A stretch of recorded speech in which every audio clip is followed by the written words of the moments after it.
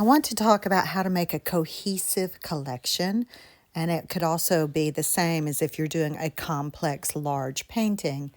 Here, my backgrounds are all the same, and I used the same colors in each of the paintings.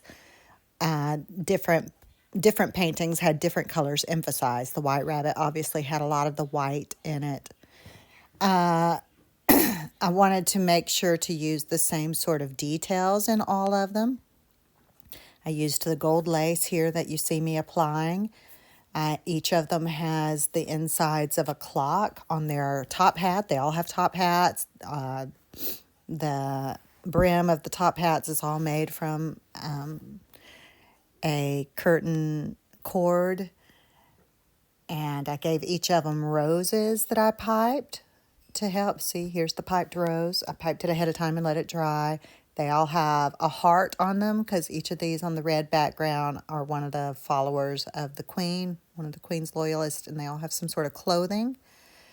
The clothing helped me incorporate the different colors. Like here, I needed to add the light blue that I was using for other ones. So here I continue with a different character, but the same cohesive group. One of the things I'm doing with my new body of work is I'm trying to do a lot of single animal paintings that can be purchased separately, but I'm trying to make them part of a group so that if somebody wants a larger impact, they can purchase, all 5 of the single animals. And that's the reason that I'm focusing on cohesion. Also, I'm trying to keep in my, to help myself do complexity, but to keep each piece affordable, I can do 5 that interact with each other and go together, but people can purchase just one instead of all 5. So that's one of my goals this year. Also, I'm trying to push texture farther with my animals. You'll notice any of my new shows in the spring that the muzzles are going forward. The beaks of the birds will be going forward. I just completed a crazy frog piece where the legs are like 2 feet long coming out from the base of the painting. So I'm very interested to push more towards sculpture, and I guess still trying to make the groups feel cohesive, like they could hang together if they end up in a home with the colors and such.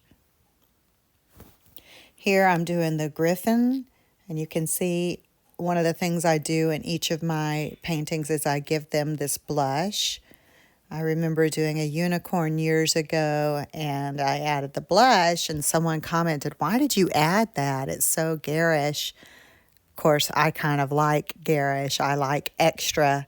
But one of the reasons I add these little circles of blush is because, like for the unicorn, it's easy to do a beautiful unicorn. Beauty is not difficult at all. It's wanting to show a certain particular style that can always be identified as mine and to have something interesting. So that's one of the reasons that I will add the blush and the eyelashes and the lipstick. Yeah, they make it a little crazy, but it also makes it particularly mine.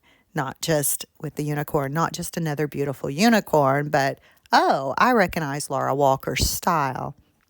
It's important to find a unique voice as you're making art, and for your collectors to be able to glance and identify, oh, I know that person's style. That person, I know which artist did this, instead of, oh, isn't that just yet another beautiful unicorn that could have been made by anybody, anywhere. So that's something you'll see as I go into my spring collection, that I'm really focused on my voice, my particular style, and then pushing the texture, and then making small mini groups that can go together or can be sold separately. I'm trying almost all new shows for the spring. I'm ready to shake things up. My son is a senior. My other children are older than him, and they all still live at home. So I'm not willing to be gone for weeks at a time at this point, but I am willing to start dipping my toes into shows that are farther away. I'll be going down past Tampa early or at the end of March. I'm ready. After my son goes to college, I will be willing to stay away for a couple of weeks and do the Florida route and maybe the Colorado route. And just, I'm ready to explore how far I can go as an artist now that the main times of mothering young children is past, and now I'm mothering adult children.